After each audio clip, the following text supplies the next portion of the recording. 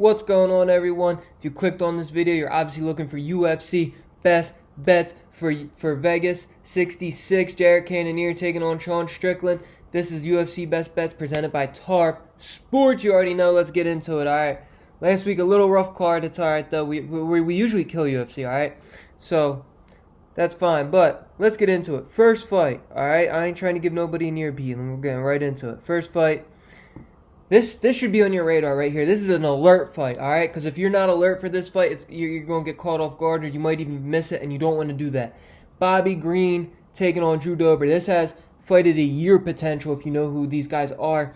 I'm so excited to watch this fight. This has been marked on my calendar since it's been made. UFC fans have been asking for this fight for like damn near 2 years now, and we finally get it. An amazing Christmas present. So what I like in this fight is over 2.5 rounds. Coming in at minus 180, but I'm willing to pay, and here's why. So, Drew Dober, this is the best example I can put for his chin. If you ever played Minecraft and you dug deep, you mined so deep that you hit bedrock, bedrock doesn't break. You can't go past bedrock. That's Drew Dober's chin, man. Drew Dober's chin is bedrock. You cannot break it. He's willing to get hit, to give a hit, but man, he does not get cracked often. He usually eats those shots. And Bobby Green, more of a pick-you-apart style. This is why I'm so excited for this fight. Two very different styles, even though they're both strikers. One's in your face constantly. Bobby Green likes to sit back, do the shoulder rolls, not get hit a lot, and pick you apart. And I think Drew Dober's going to have a really tough time finding Bobby Green in this one. I think he won't. It's so often do fighters find Bobby Green in the first round. So I think it's going to take him at least the second round to start really landing shots. And Bobby Green has a chin of his own too. Let's not forget that. Also, Bobby Green, like I said, not really known for his power. Not to be disrespectful, but he's more of a pick-you-apart type fighter, and he's really good at it. I like this one over 2.5 rounds, coming in at minus 180-ish, depending on where your book is. But we're willing to pay it, all right? Next fight, Said Nurmagomedov versus Sayokub Kakaramanov. I hope I pronounced that right. These names kill me sometimes. I know I pronounced Nurmagomedov right, but yeah, this one. I like Said money line. His money line coming in at, he's a little bit of a pickle, minus 102. Not a lot to pay for that price. And I think Said's been in the UFC longer. I think he trains with better people. He's obviously related to Khabib. And he's been in the UFC way longer. He only has one loss in the UFC, and he's fought a lot better people, including Cody Stamann and Douglas Silva de Andrade. I hope I pronounced that one right. And I hope you guys know what I'm talking about, because that dude's a killer. Where Kakramanov, he only has 2 fights in UFC, and his Trevor Jones and Ronnie Lawrence. I think Said's a lot better than those guys. I think he's going to give Kakramanov a lot more than he can handle in this fight. His striking output, Said with the Nurmagomedov last name, you might think he's a grappler, but he's a very dynamic striker also. So I do like him to win this fight, and I think he might have the advantage on the ground also. All right, next fight. This is probably my favorite fight right here, all right? This one, I think this is going to be a multiple unit play. And it comes from Rafa Garcia versus, this one's going to kill me, Mashite, something like that. He's a young kid, man, 23 years old. He's big for the division, 6 foot. This is 155. Coming in 6 foot, he's only 23 years old. But Rafa Garcia, man, he's 28 years old. He's just hitting his prime. Rafa Garcia, he hasn't had a very tough UFC skid so far, but he's versed really good people in the UFC. And he's a crisp boxer, man.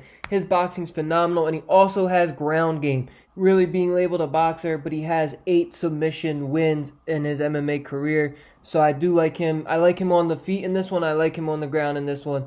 Gas tank, that plays a factor, and I don't really know too much about each other's gas tanks in this fight, but I think Rafa Garcia is the more well-rounded fighter, so I do like him in this fight. That does it for the solo picks. I also have a parlay for you guys. All right, ready?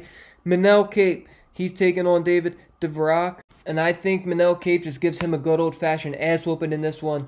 The betting line shows that he's coming in around minus 260-ish, 240-ish, depending on the book, but Manel Cape, he is a risen champion, so he has championship experience. And his first fight in UFC, this guy, was such a highly scouted guy. His first fight was Alexander Pantoja. Now, if you don't know who Alexander Pantoja is, to give Alexander Pantoja to someone in their first UFC fight, that would be, let's say, someone going to the 170 division and they're getting Sean Brady as their first fight. Like, they're giving him a top guy. They're giving him a top 10 guy in the division right away. I honestly think Pantoja might be a top 5-ish guy in the flyweight division, arguably top 3. But no doubt about it, top 10. So that tells you what they think of him. And he had some decisions not go his way. He also had that bout versus Matthias Nicolau. I thought he won that fight. I had Nicolau in the fight. I bet him, but I thought Cape won. He got the split decision loss.